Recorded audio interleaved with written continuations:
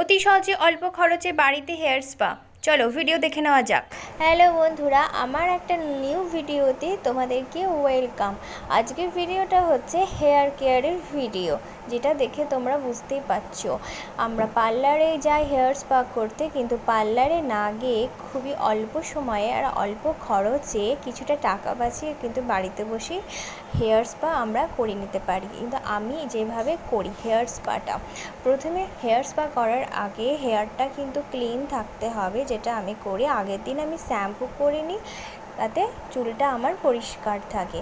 তারপরে আমি যেদিন হেয়ার স্পাটা করবো ভাবি, একটু কোকোনাট অয়েল একটু করে গরম করে নিই এবং স্ক্যাল্পে মালিশ করে নিই ফিঙ্গার দিয়ে, শুধুমাত্র স্ক্যাল্পে। সেটাকে আমি 30 মিনিট রেখে দিই তেলটা অ্যাবজর্ব হওয়ার জন্য। তারপর একটা বাটিতে টক দই, অ্যালোভেরা জেল, মধু আর কন্ডিশনার, এটা তোমাদের হেয়ার লেন্থ যেমন হবে সেই অ্যাকর্ডিং নিতে পারো। আমার যেমন মিডিয়াম লেন্থ, আমি সেই কোয়ান্টিটিটা নিয়েছি। তারপর ভালো করে পেস্টটাকে আমি মাখিয়ে নিয়েছি। তারপর ওই পেস্টটা দেখতে পাচ্ছ, আমি সেটা কিন্তু চুলে লাগাচ্ছি, স্ক্যাল্পে লাগাবো না। মানে যে পেস্টটা হবে সেটা আমি চুলে লাগাবো, স্ক্যাল্পে লাগাচ্ছি না।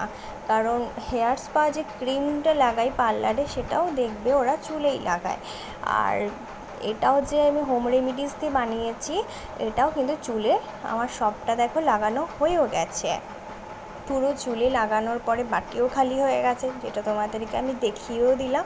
তারপর পুরো চুলটাকে একটা ছোট্ট করে খোপা করে বেঁধে নিয়ে রাখতে হবে, আর একটা পলিথিন মাথার মধ্যে র্যাপ করে নিতে হবে।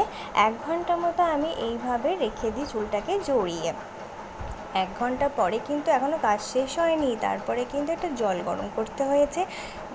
হেয়ারটা যে স্টিম দিতে হবে, যেটা পার্লারে একটা স্টিমার দিয়ে ওরা স্টিম দেয়, কিন্তু বাড়িতে কিভাবে করব, বাড়িতে ওইখানে একটা টাওয়েল বা গামছা ওই গরম জলে ডিপ করে 5 মিনিট করে করে মাথার মধ্যে এইভাবে জড়িয়ে নিতে হবে।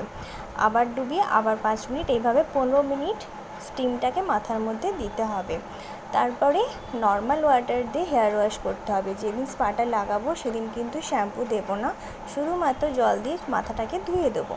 স্নান করার পরে হেয়ার সিরামটা আমি লাগিয়ে নিই। তোমরাও হেয়ার সিরাম লাগাতেও পারো, না লাগাতেও পারো। তারপর দেখবে হেয়ারটা কত মানে সফট হয়ে যাবে আর কত সিল্কি হয়ে যাবে একটু ড্রাই হয়ে যাওয়ার পরে। কেমন লাগলো ভিডিওটা অবশ্যই জানিও, ভালো লাগলে পাশে থেকো।